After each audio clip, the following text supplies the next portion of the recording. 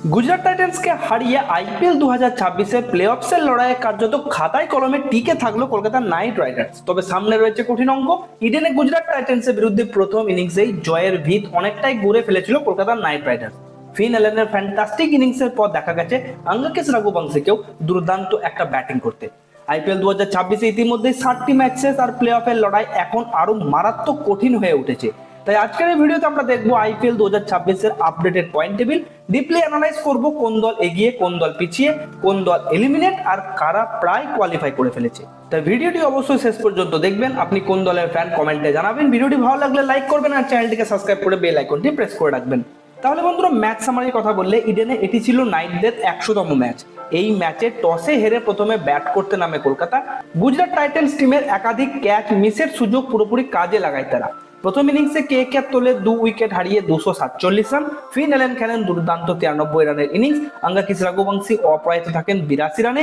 সঙ্গে ক্যামেরন গ্রিনের 52 রানের বিধ্বংসী ইনিংস দলকে বিশাল স্কোরে পৌঁছে দেয়। ইডেনের পিচ ব্যাটিং সহায়ক হলেও গুজরাট যেভাবে ক্যাচ ছেড়েছে তাতে বলা যায় বোলিং শক্তির পাশাপাশি ভাগ্যও কিছুটা সহায় ছিল নাইটদের। প্লে অফে দৌড়ে বেঁচে থাকতে হলে এই ভাগ্যের সাহায্য আরও প্রয়োজন হবে আজিঙ্কা রাহানেদের। 5 ম্যাচের পর ইডেনে ফিরেছে কলকাতা। টানা 4টি ম্যাচ জেতার পর আরসিবির কাছে হার তাদের সমীকরণ আরো জটিল করে দিয়েছিল। তো যাই হোক, পয়েন্ট টেবিলের কথা বললে 10ম স্থানে এই মুহূর্তে রয়েছে লখনৌ সুপার জায়ান্টস। 12 ম্যাচের 4টি জয়, 8টি হার, 8 point, net run rate -0.701। Play অফের আশা এর আগেই শেষ, অনেক আগেই এলিমিনেট হয়ে গেছে। 9ম স্থানে আছে বন্ধুরা মুম্বাই ইন্ডিয়ান্স। 12 ম্যাচের 4টি জয়, 8টি হার, 8 পয়েন্ট, নেট রান রেট -0.504। এই দলও ইতিমধ্যেই ছিটকে গেছে। 8ম স্থানে নেমে গেছে দিল্লি ক্যাপিটালস।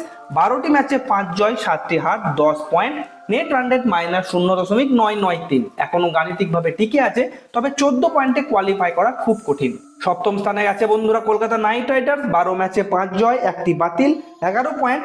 বাকি 2টি ম্যাচের 2টিই জিততে হবে, তবে 15 পয়েন্ট হবে। এরপরও অন্য দলের ফলাফল ও নেট রান রেটের উপর নির্ভর থাকতে হবে। 6ষ্ঠ স্থানে আছে বন্ধুরা চেন্নাই সুপার কিংস। 12 ম্যাচে 6টি জয়, 6টি হার, 12 point, net run rate +0.027। Play অফসে যেতে গেলে বাকি 2টি ম্যাচের 2টিই জিততে হবে।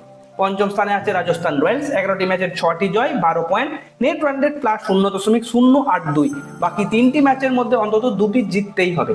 4র্থ স্থানে আছে পাঞ্জাব কিংস। 12 ম্যাচে 6টি জয়, 13 পয়েন্ট, নেট রান রেট +0.355। বাকি 2টি ম্যাচের 2টিই জিততে হবে, তবে কোয়ালিফাই করবে। 3য় স্থানে আছে সানরাইজার্স হায়দ্রাবাদ। 12টি ম্যাচের 7টি জয়, 14 পয়েন্ট, নেট রান রেট +0.331। আরো 1 থেকে 2টি জয় যথেষ্ট প্লে অফ নিশ্চিত করতে। 2য় স্থানে আছে বন্ধুরা গুজরাট টাইটান্স। 13টি ম্যাচে 8টি জয়, 16 point, net run rate +0.321। Gujarat টিমের কার্যত প্লে অফ নিশ্চিত, তবে আরো একটি জয় হলে অফিসিয়ালি কোয়ালিফাই করে যাবে। আর বন্ধুরা, প্রথম স্থানে আছে রয়্যাল চ্যালেঞ্জার্স বেঙ্গালুরু। 12 ম্যাচে 8টি জয়, 16 পয়েন্ট, নেট রান রেট +1.053। দুর্দান্ত ফর্মে এই টিমটি অলরেডি প্লে অফ কোয়ালিফাই করে ফেলেছে। তাহলে বন্ধুরা, আরসিবি ও গুজরাট প্রায় নিশ্চিত প্লে অফ কোয়ালিফাই করে গেছে। হায়দ্রাবাদ অনেকটাই এগিয়ে। সব থেকে বেশি চাপে এখন সিএসকে আর রাজস্থান। লখনৌ মুম্বাই ইতিমধ্যেই বিদায় নিয়েছে। দিল্লি ও কেকেআর এখনো লড়াইয়ে থাকলেও বাস্তবে সম্ভাবনা খুবই কম।